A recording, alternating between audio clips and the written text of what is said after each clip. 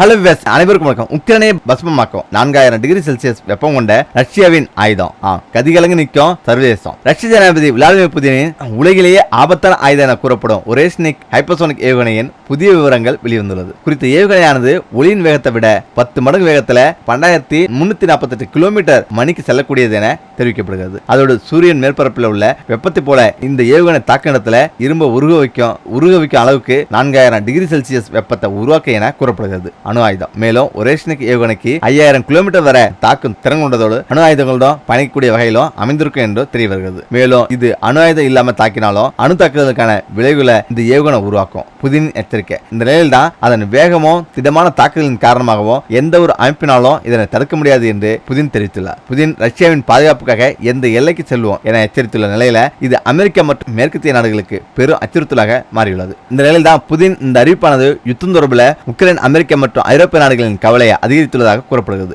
Oreshnik என்பது பேரழிவு ஆயுதம் அல்ல என்று புதின் கூறியுள்ளார். இது பொதுவாக அணு ஆயுதங்களைப் போலவோ அல்லது கண்டமிட்டு கண்டமாயும் ஏவுகணையிலிருந்து வேறுபட்டது என விளக்கமளித்துள்ளார். அதே சிரியாவில் தாக்குதல் தீவிரப்படுத்தும் ரஷ்யா. கொல்லப்பட்ட 300க்கும் மேற்பட்ட கிளர்ச்சியாளர்கள்.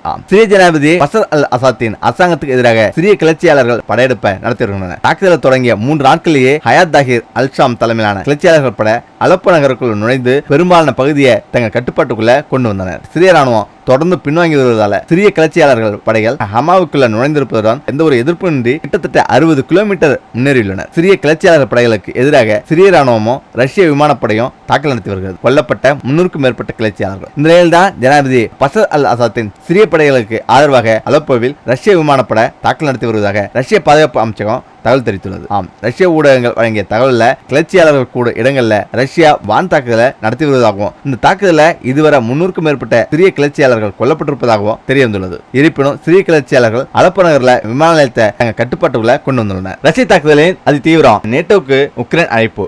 உக்ரைனின் சில பகுதியில நேட்டோ அமைப்பானது அதன் கீழ் எடுத்து போரின் அதி தீவிரத்தை நிறுத்த முயற்சிக்க வேண்டும் என அந்த நாட்டு ஜனாதிபதி வோலோடிமிர் ஜெலன்ஸ்கி தெரிவித்திருக்கார். இது தொடர்பில் கருத்தரித்துள்ள அவர் தற்போது ரஷ்ய கட்டுப்பாட்டில் உள்ள உக்ரைன் பகுதியில் ராஜதந்திர வழியில திரும்ப பெற பேச்சுவார்த்தை நடத்த நேட்டோ அமைப்பு முயற்சி செய்யலாம். பேச்சுவார்த்தை பரிந்துரை. ஏனும் இந்த பரிந்துரையை இதுவரை யாரும் விடுக்கவில்லை. யாரும் அத்தகைய பேச்சுவார்த்தைக்கான வாய்ப்பையும் வழங்கவில்லை. ஏராளமான மக்கள் போர் நிறுத்தத்தை முன்மொழிந்தனர். ஆனா ரஷ்யா மீண்டும் தாக்குவதை தடுப்பதற்கான வழிமுறை இல்லாத இந்த சமயத்துல இந்த சந்தர்ப்பத்துல போர் நிறுத்தம் என்பது மிகவும் ஆபத்தானது. இவ்வாறான ஒரு பின்னணியில நேட்டோ உறுப்பினர்கள் மட்டுமே அத்தகைய உத்தரவாதத்தை வழங்க முடியும். உக்ரைன் நட்பு நாடுகள் போதுமான உறுதியை காட்டினா அடுத்த ஆண்டுல போர் முடிவுக்கு வரும். ஏனோ ஒரு வருடத்துக்கு மேலாக மேற்கத்திய வட்டாரங்கள்ல இது தொடர்பான விவாதம் நடந்து வருவதாக அறிக்கைகள் தெரிவிக்கின்றன.